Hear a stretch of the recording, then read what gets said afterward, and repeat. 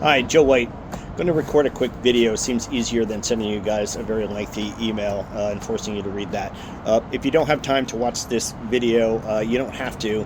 The upshot is that we are recommending owners have us service their HVAC systems yearly. Roughly, the cost is probably going to be right around $200 less. So we're making arrangements with our preferred contractor, HVAC tech, that we've used for many jobs. We recommended for many jobs, and we've worked out the ideal times of the year for that person to do the work. He appreciates the work because it's a slow time of the year. We've done a lot of research on it, and it just makes sense to get them serviced, to be proactive on it. Again, the upshot is if you're interested, we're sending you out a form through your email. Just click on that form, let us know if you're interested, or if you're not. If you're interested, we'll go ahead and make sure it gets serviced. You'll have the option of 1 or 2 times. Now, if you want to hear the rest of the video, basically, this isn't an arbitrary thing. It's not like we feel that proactively servicing a unit, seems like a good idea. This has been, researched by me and at length. And part of the research with that is, from a perspective of what if this is not done. And you need to appreciate that tenants don't always change furnace filters. And it's one of my roles to be responsible for these things. So we provide tenants with filters, and that goes a long way to getting tenants to change furnace filters. We send them several emails. We maneuver them and position them in many different ways to change their furnace filters with reminders, and also to give them incentives to do so. Basically through kind of penalizing them if they don't change the furnace filters, so we discover that. And so we kind of have to monetize that. So if a tenant doesn't replace a furnace filter, we have to kind of know, well, how much did you damage my owner's HVAC system? How much have you reduced its life? The ducts also get dirty, and that's the other problem that we actually run into, because once a duct gets dirty, it's not easily cleaned. So we would have to send out somebody to clean the ducts. If the ducts aren't clean, then the property is going to get dustier.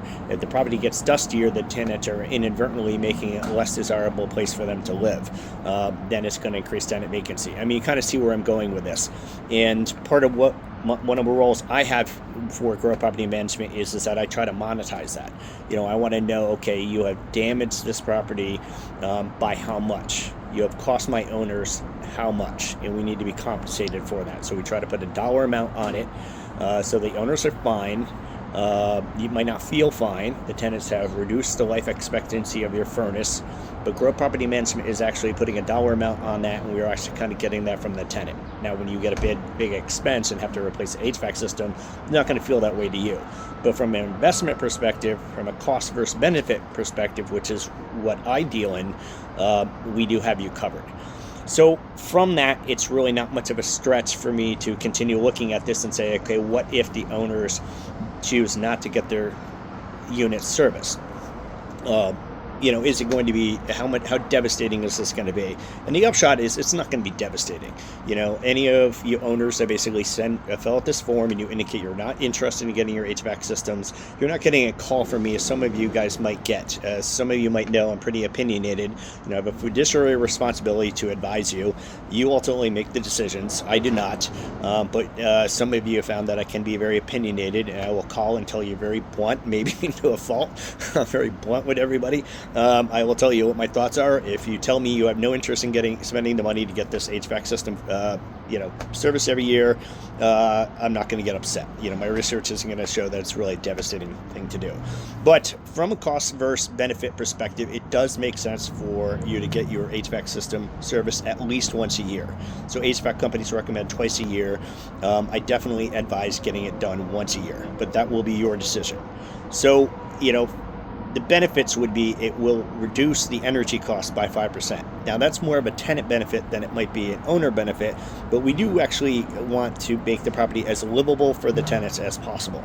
And this would fall under that category. We always want to reduce vacancy, for the tenants as much as possible. So if we can benefit the tenant, that's great.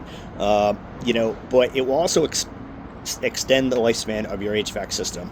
It's going to address minor issues, before they escalate. Honestly, my business often falls down to spending $3 to avoid $3,000. Is that an exaggeration? No. So I handle all the maintenance, that comes through Grow Property Management. So anytime a tenant puts in a maintenance request, I have a contractor license. I have familiarity with it. I've worked with contractors for some time. It goes through me. I'm the one who determines the course of action. I'm the one who sees what's kind of happening. And again, a lot of the times it's merely a simple wire or something along the lines of that basically fixing that saves a considerable amount of money. It's always a $2 piece of flashing that causes catastrophic damage through a property. So being proactive tends to always pay out. But back to your HVAC system, we want to address those minor issues before they become, before they escalate. So we want to prevent clogs. Clearing your condensate line prevents clogs, and that's something we do get with a high frequency. It's not uncommon for us to basically get kind of water damage from an HVAC system, or have the HVAC system stop merely because that condensate line has gotten clogged. It basically can get dust, it can get algae, it can get mold, it can get mildew, etc. in it. And just having it serviced keeps that cleaned. It'll of course improve the energy efficiency. A dirty or worn out HVAC system is far less efficient. Of course, that's what's putting the major wear and tear on your system. It's going to be higher energy bills. We want to get the coils clean. We want all the other parts to help maintain peak, performance and reduce the energy costs. And we also want to lubricate all those moving parts. So lubricating moving parts can certainly reduce the wear and tear, to the entire system, which of course extends the life of the HVAC system. There's a lot of other benefits, such as reducing the refrigerant leaks, improving the thermal comfort, etc., etc. So again, highly recommend you consider having us do this. It's going to run you about $200 or less a year.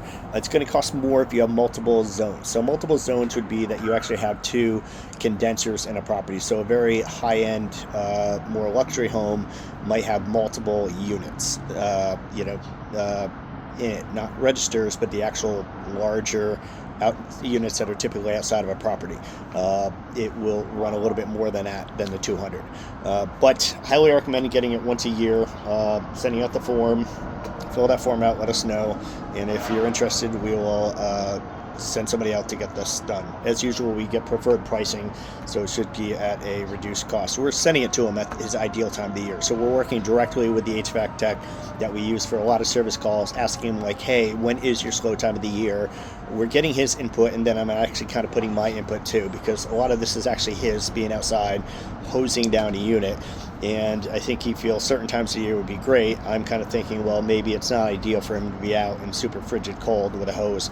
Maybe it's not going to hose quite as long as he would if it was more ideal weather. So we're kind of getting the ideal time of the year to get this done. Not only because he's slower and he's going to have more time to do the unit, and also kind of making it a weather appropriate. And it also kind of works in his schedule because he can actually schedule it. It's not paramount. He doesn't have to get there to repair a unit so a tenant has heat. He doesn't have to get there and repair a unit quickly so a tenant has AC. You can kind of get there when it fits his schedule, and it kind of is a win-win for all the way around. The tenants win, the owner wins, and the vendor in this case wins. All right.